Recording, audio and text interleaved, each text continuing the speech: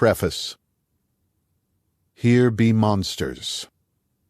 Monsters still exist, though perhaps not the types depicted on charts drawn by early cartographers for ancient mariners.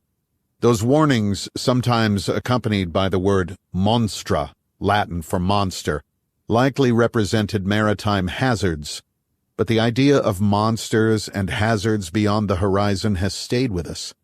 And where there are monsters, there are those who rise up to slay them.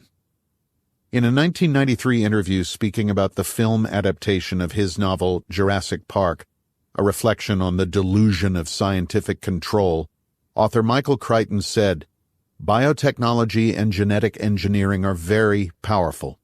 The film suggests that science's control of nature is elusive. And just as war is too important to leave to the generals, science is too important to leave to scientists. Everyone needs to be attentive." As with Mary Shelley's Frankenstein, Michael Crichton was issuing a warning through the medium of popular fiction. It is a warning we have yet to heed. Both authors explore ethics, power, and nature through the lens of scientific achievement and ambition, and of advances in science deceiving us into thinking we have control. This book explores those ideas considered within the framework of emerging technologies as applied to next-generation warfare. There are hazards on the horizon. Wars are not fought by computers or genetically engineered autonomous machines. Not yet, anyway. Technology and equipment play a supporting role in warfare, as evidenced by our experience in Vietnam, Iraq, and Afghanistan. Though limited engagements at the outset, all three became protracted military conflicts that can best be described as evolving, or devolving, into expeditionary counterinsurgency campaigns. Wars, at least at the time of this writing, are still fought by human beings, and as we can all attest, human beings are inherently flawed. The war to end all wars wasn't, though it did end empires. World War I led us to the most destructive war yet just over 20 years later. The firebombings of Hamburg, Dresden, and Tokyo were precursors to the ultimate expression of technological dominance the world has ever witnessed, with the dropping of 2 atomic weapons on Japan.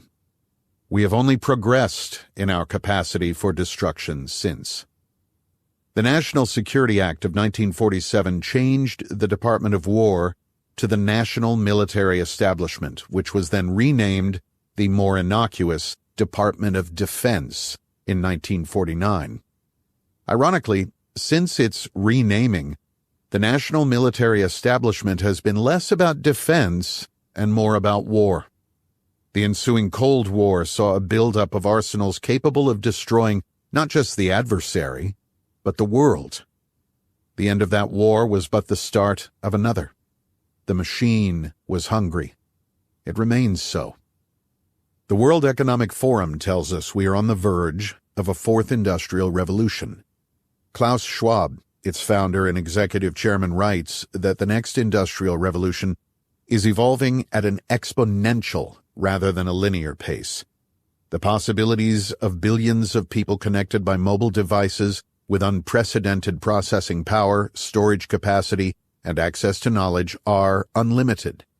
And these possibilities will be multiplied by emerging technology breakthroughs in fields such as artificial intelligence, robotics, the Internet of Things, autonomous vehicles, 3D printing, nanotechnology, biotechnology, materials science, energy storage, and quantum computing. Governments will gain new technological powers to increase their control over populations based on pervasive surveillance systems and the ability to control digital infrastructure. We would be wise to remember that a society's primary organizing principle is its monopoly on force, its ability to control its populace and export violence in the form of war.